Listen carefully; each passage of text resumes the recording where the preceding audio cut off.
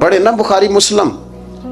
حضرت انس بن مالک رضی اللہ تعالیٰ عنہ فرماتے ہیں نجرانی چادر حضور نے اوڑھی ہوئی تھی اور نبی کریم صلی اللہ علیہ وسلم جا رہے ہیں, جناب فاروق اعظم بھی ساتھ ہیں, تو کہتے ہیں پیچھے سے ایک شخص نے نا حضور کی وہ چادر, اس میں سرخ دھاری دار تارے تھی, تو پکڑ کے نا اس نے چادر حضور کی کھینچی, تو وہ جو چادر تھی وہ حضور کے گلے میں پھر گئی. فرماتے میں وہ تکلیف محسوس کر رہا تھا, تو وہ کھینچ کے نا چادر, تو کہنے لگا میں کچھ مانگنے آیا ہوں.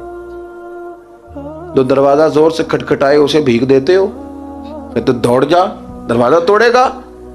لیکن حدیث کے لفظ ہیں فَالْتَفَتَ إِلَيْهِ فَضَحِكَ. حضرت انس بن مالک کہتے ہیں جب مصطفیٰ کریم نے اس کی طرف دیکھا تو حضور نے مسکرانا شروع کر دیا. یہاں مسکرانا کمال ہے. اعلیٰ حضرت بریلوی کہتے ہیں جس کے گچھے سے لچھے جڑے نور کے ان ستاروں کی نزہت پہ لاکھوں سلام, اور جس کی تسکی سے روتے ہوئے ہنس پڑے اس تبسم کی عادت پہ لاکھوں سلام. حضور نے توجہ کی تو مسکرائے.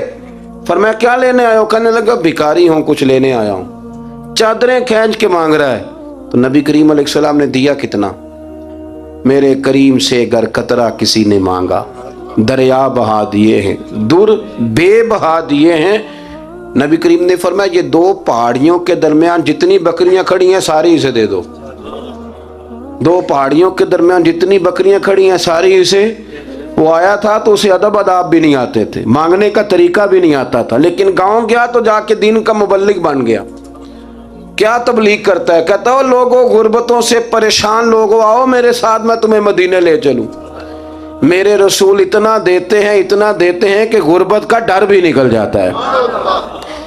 جب طبیعت کے اندر انسان کے ایک مزاج بن جائے نا, آپ یقین کریں کہ بڑے ٹھنڈے لوگ, مست لوگ, پرواہ کوئی نہیں. ورنہ بہت سارے ایسے لوگ ہیں بیچارے زندگی میں جو دوسروں کو سیدھا کرتے کرتے نا خود بڑے ٹیڑے ہو گئے, حالات خراب ہو گئے.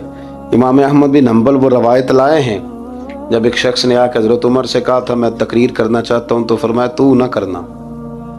اس نے کہا حضور میں پڑھا لکھا ہوں کیوں نہ کروں؟ فرمایا جب تو ممبر پہ بیٹھ کے واز کرے گا تو بہت سارے لوگوں کو گنہگار بھی تو سمجھے گا نا, تو تیرا اپنا کیا بنے گا یہ بھی تو بتا نا, کہ پھر تیرے اندر کے لیول کا کیا بنے گا. اپنے آپ کو نا ان قباحتوں سے, اگر آپ کے کپڑے ٹھیک نہیں, آپ سکون میں نہیں ہیں, تو آپ کے اندر میل ہو تکبر کی, حسد کی, غیبت کی, چغلی کی, اور سب سے بڑی بدگمانی کی, برا سوچنے کی, پھر آپ کہیں کہ میں سکون سے. آپ یقین کریں ہمارا کوئی مخلص دوست اس لیے نہیں ہوتا کہ ہم کسی کو مخلص سمجھتے ہی نہیں.